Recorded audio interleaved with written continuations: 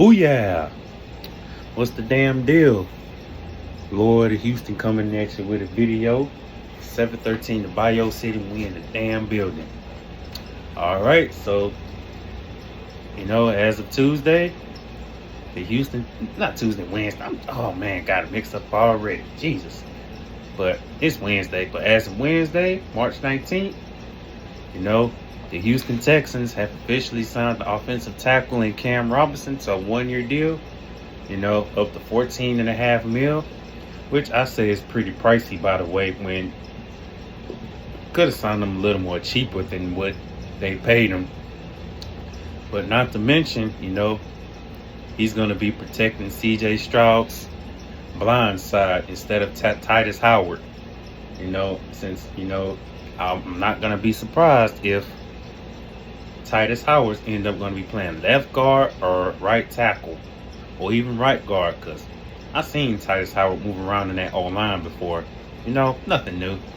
But, I'm going to start off with the downside of the signing of Cam Robinson. A guy who spent 8 seasons with the Jaguars, before being traded to the Vikings last year.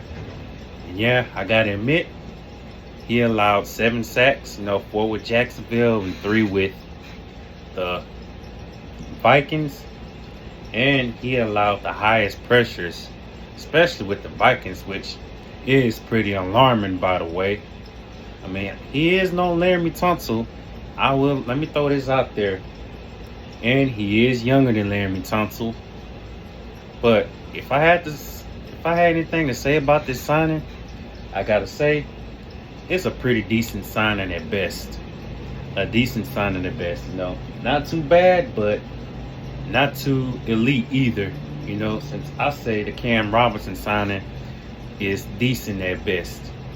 As of right now, the offensive lineman is, Blake Fisher, Titus Howard, Garrett Juice Scruggs, Jared Patterson, Titus Howard, and Cam Robinson.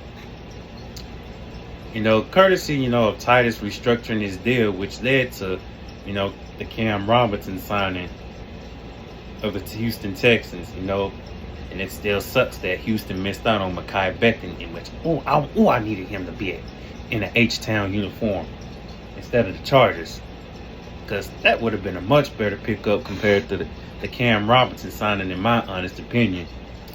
But, but on the good side of this signing,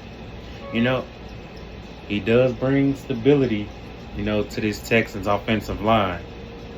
And yes, they still need to, bring up some guards, in which I could see Houston drafting in the upcoming draft.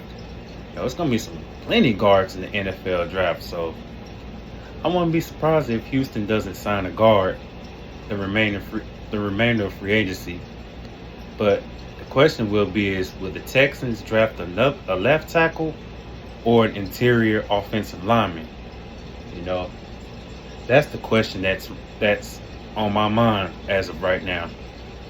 So I can't be too mad at the signing, but there is some stuff that Cam Robinson's gonna have to limit, which such as the sacks allowed, the amount of penalties, and the pressures allowed. If he hopes to be a solid left tackle for the Texans, even if it's only for a year, because I don't see him being a long-time answer left tackle anyway. But hey, I'm all for it. I get his signing either in between a C+ and a B- at best. Now let me go for a C+. C+ signing on the Cam Robinson signing. I mean, yeah, I know other Texan fans have various opinions about the signing, but hey, it's all got to do whatever it takes to protect CJ Stroud in 2025, because that online, man, allowed the 4th most sacks in 2024 of 54, which is not good. So can't go around allowing sacks and expect to sustain drives, because that's what's gonna get you killed. Get the drives killed, along with costly boneheaded penalties. such as what Tunsil was creating. That had scoring drives called back, and but like I say, Cam Robinson spent 8 years with Jacksonville, part of his career, and then spent the later part of the season with Minnesota, which he allowed the highest pressures.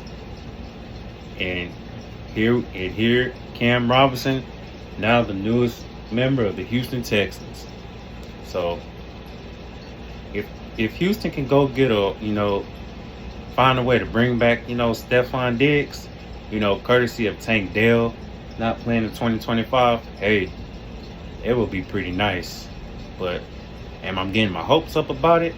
Nah, no I'm not. But you know what they say, only time will tell.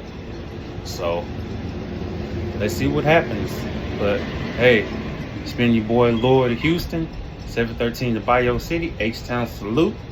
Go Houston Texans.